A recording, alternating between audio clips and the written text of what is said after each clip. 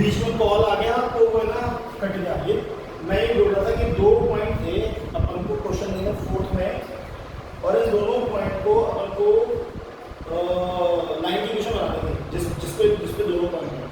तो हम तीसरा पॉइंट खुद ले लेंगे एक्स वाई, फिर हम एरिया और ट्रायंगल का फॉर्मूला लगा देंगे, क्योंकि अगर ये तीनों पॉइंट लाइन में होंगे तो ट्रायंगल बनेगा नहीं, ट्रायंगल बनेगा नहीं तो ट्रायंगल का एरिया क्या होगा 0 होगा। तो हम इधर क्या लिखेंगे 0 लिख देंगे, x1 की जगह पे ये लिख देंगे, x2 की जगह पे लिख देंगे, x3 की जगह पे ये लिख देंगे, y1 y2 y3 की जगह पे ये लिख देंगे। ये हो गया x1 y1 x2 y2 x3 y2, इनको जमा देंगे, इसको सॉल्व करेंगे इक्वल टू 0, सॉल्व करते हैं यहाँ पे इक्वेशन बन के आ रही है 2x - y + 6। ऐसे इसका दूसरा कर लेना, और फिफ्थ वाला भी ठीक वैसे होगा जैसे थर्ड वाला किया था। तो 4.2 खत्म हो जाती है, नहीं होगा तो आप कंसल्ट कर लेना मुझसे, ठीक है ना। अब अपन आगे बढ़ते हैं मेन एक्सरसाइज 4.3 होगी, और नई बुक में 4.3 होगी। एक पंखा का बंद में तो आधी आवाज तो इसी की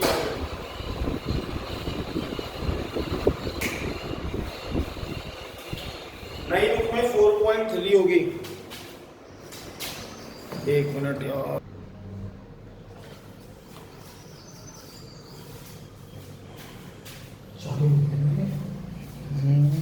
यस 4.3 है, पुरानी बुक में 4.4 है। इसमें अपन को फाइंड करने हैं माइनस, ये इंपॉर्टेंट है, और कोफैक्टर ध्यान से समझना। फर्स्ट क्वेश्चन में लिखा है 2 - 4 0 3, 2/2 का डिटरमिनेंट होगा तो माइनर क्या है, a11 होता है उसके लिए माइनर होगा m11, a12 होता है ये वाला टर्म तो उसके लिए माइनर होगा m12, a21 होता है ये वाला टर्म इसके लिए माइनर होगा 21, ये थर्ड टर्म am22, इसके सामने जो डिजिट है वो ये माइनर होगा m11, इसके सामने जो है 0, m21 के लिए इसका माइनर होगा -4, और m22 के लिए इसका माइनर होगा 2। a11 का माइनर m11, a12 का माइनर m12 शो करने का तरीका, m21 का माइनर m21, a22 का माइनर m22। उल्टा होता है, a11 के सामने जो डिजिट है वो m11 है, a22 के सामने जो डिजिट है वो m12, सॉरी a12 के सामने जो डिजिट है वो m12, m21 के सामने जो है वो m21 है, और a22 के सामने जो डिजिट है वो m22, ये माइनर है। और कोफैक्टर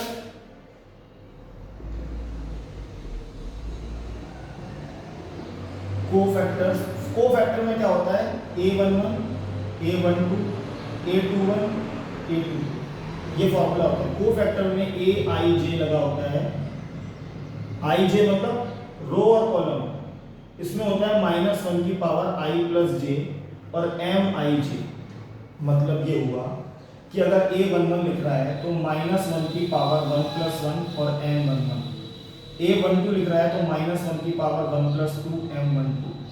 ये बार बार नहीं लिख के दिखाए जाएंगे, एक बार -1 की पावर 2 + 1 m12, -1 की पावर 2 + 2 m22।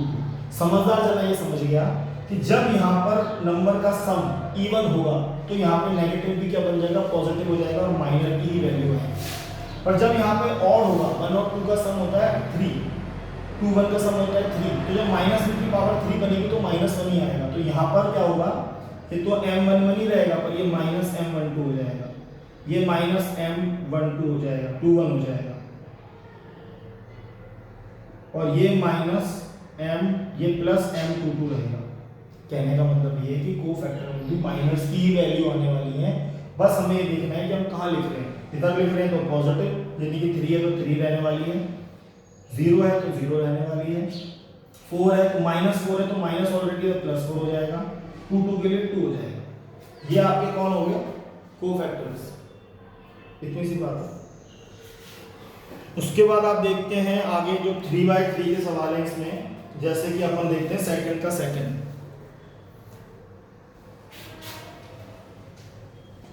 3/3 में माइनर रूट कोफैक्टर कैसे निकलोगे? सेकंड क्वेश्चन का फर्स्ट आपके लिए छोड़ रहा हूँ, सेकंड बता रहा हूँ। 1 3 0 0 5 1 4 -1 2। मान लो ये कोई डिटर्मिनेंट है जिसकी को माइनर निकालना है, माइनस और कोफैक्टर्स। तो कैसे होगा माइनर?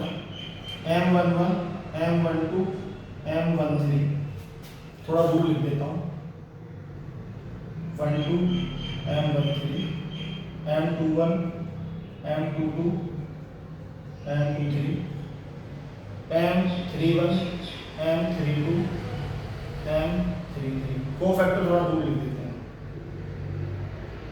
अब ध्यान से देखो, M11 पता करना है तो ये रो और ये कॉलम छूट गई। ये जो बन रहा है ना, ये 5 -1 1 और 2, ये M11 है। M12 निकालना है, M13 निकालना है, M21 M22 M23 M31 M32 M33। ध्यान देना, जब M12 निकालेंगे तो ये रो और ये कॉलम छुपेगा, 3 -1 0 2। इसको निकाल रहे हैं M313 को, तो ये छुपेगा 3 5 0 1। M21 निकाल रहे हैं तो ये रो और ये कॉलम छुपेगा 0 4 1 2। M22 निकाल रहे हैं तो ये रो और ये कॉलम छुपेगा 1 4 0 2। और जब M23 निकाल रहे हैं तो ये रो और ये कॉलम छुप जाएगा, तो 1 0 0 1। M31 निकाल रहे हैं तो ये रो और ये कॉलम छुपेगा, M13 के 31 के लिए ये, तो 0 4 5 -1। M32 निकाल रहे हैं तो ये छुपेगा 1 4 3 -1।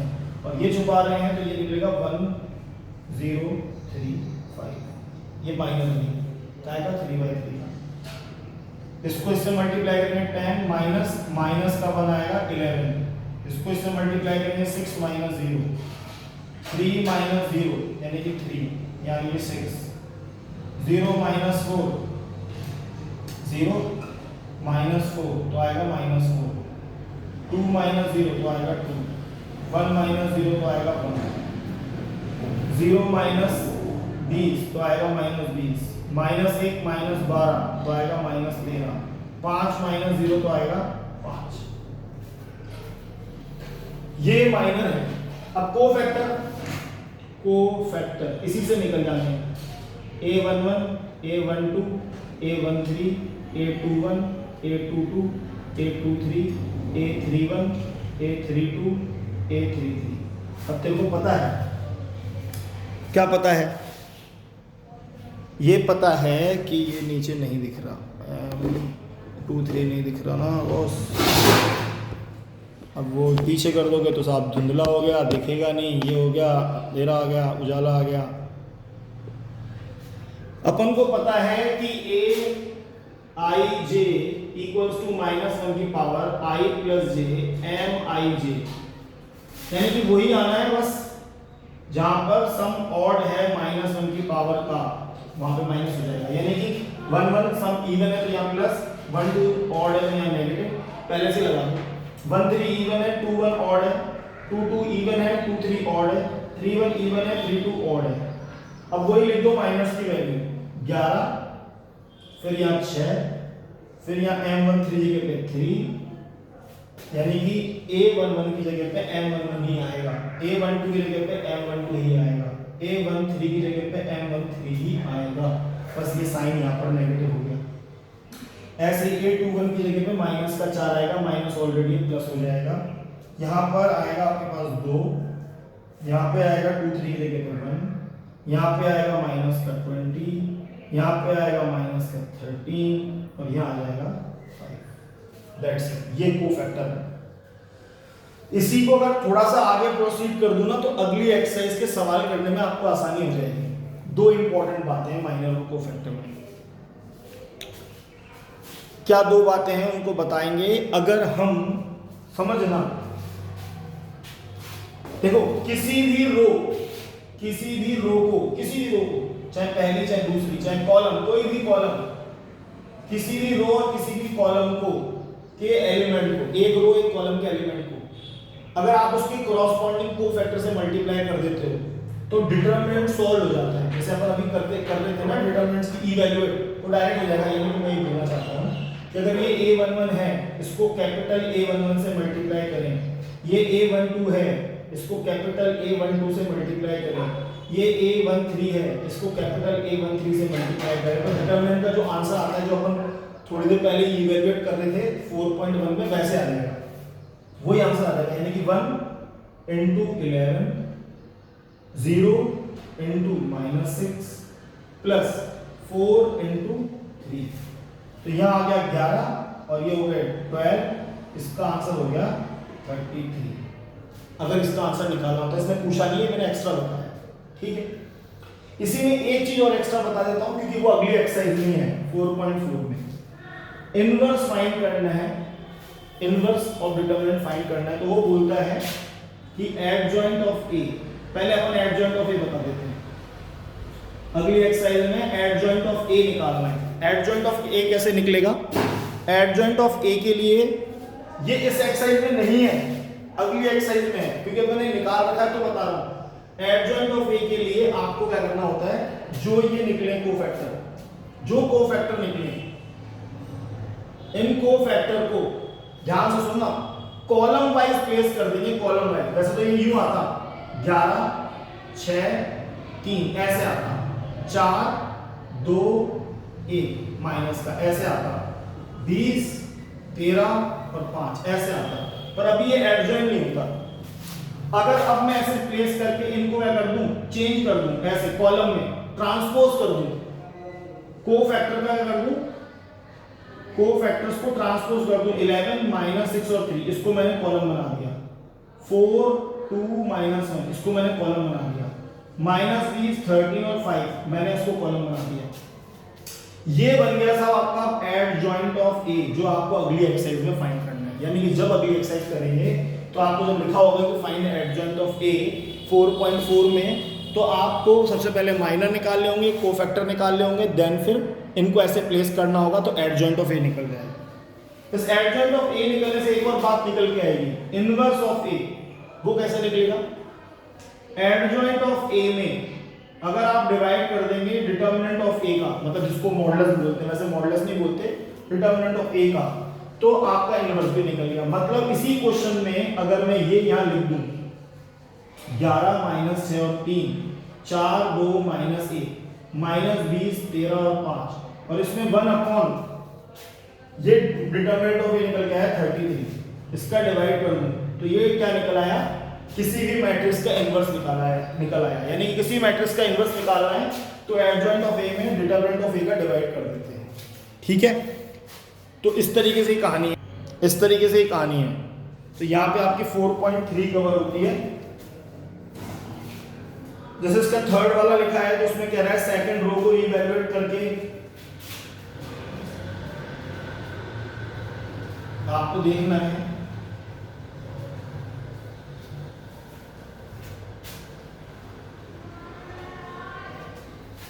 देखो 4.3 का थर्ड क्वेश्चन है, वहां पे आपको कोफैक्टर निकालने हैं। डेल दे रखा है 5 2 1 3 0 2 8 1 3, वैसे तो कर लेंगे मुझे विश्वास है। Cofactor of element of second row ये है, इसके कोफैक्टर निकालने हैं। यानी कि सेकंड रो कौन सी होती है, A21 A22 A23, ये निकालनी सेकंड रो। इसका यूज करके हमको डिटरमिनेंट को क्या करना है, इवैल्यूएट करना है। तो अभी कैसे निकलेंगे, अपन को मालूम है कि -1 की पावर 2 + 1 और m21 ही आएगा, -1 की पावर 2 + 2 और m22 ही आएगा, -1 की पावर 2 + 3 और m23 ही आएगा। और m कैसे निकलेगा ये हमको मालूम है, m21 m22 m23, देखना ये गया, ये इसको करा तो 3 3 ये ऐसे दिखेगा 3 8 2 3।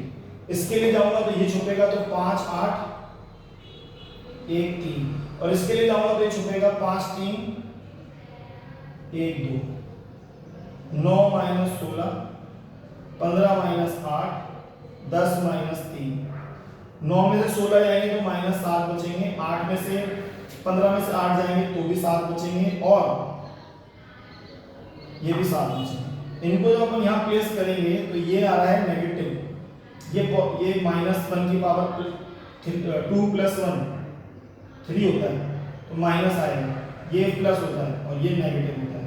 तो समझो m21 की वैल्यू माइनस 7 है तो यहाँ पे प्लस हो जाएगी, m22 की वैल्यू ऑलरेडी प्लस 7 है और ये क्या है 7। ये आंसर ये आ रहा है आपका a21। अब इसको डिटरमिनेंट इवैल्यूएट करना है तो क्या करेंगे, a21 a22 a23 इनको मल्टीप्लाई कर लिए, क्या निकल के आएगा 7 into 2 plus 7 into 0 minus 7 into 1, 14 minus 7, ये तो 0 हो गया ना, इसलिए ठीक है। इसका फोर्थ आप करना, फिफ्थ आप कर लेना, टिक द करेक्ट ऑप्शन है। फिर सीधे आएंगे अपन 4.5 पे। पहला ही क्वेश्चन देखने को मिलेगा कि माइनर एडजॉइंट पता करो, एडजॉइंट ऑफ ए तो सिखा दिया, पहले माइनर निकलेंगे, कोफैक्टर निकलेंगे, फिर आगे आप देखेंगे 5 6 7 8 9 10 इनमें सब में इनवर्स निकालना है, बिल्कुल आप यहां तक आराम से पहुंच सकते हैं, 11 तक 4.5 के लिए 11 तक पहुंच सकते हैं। तो यहां तक पहुंचो, उसके बाद बात करो।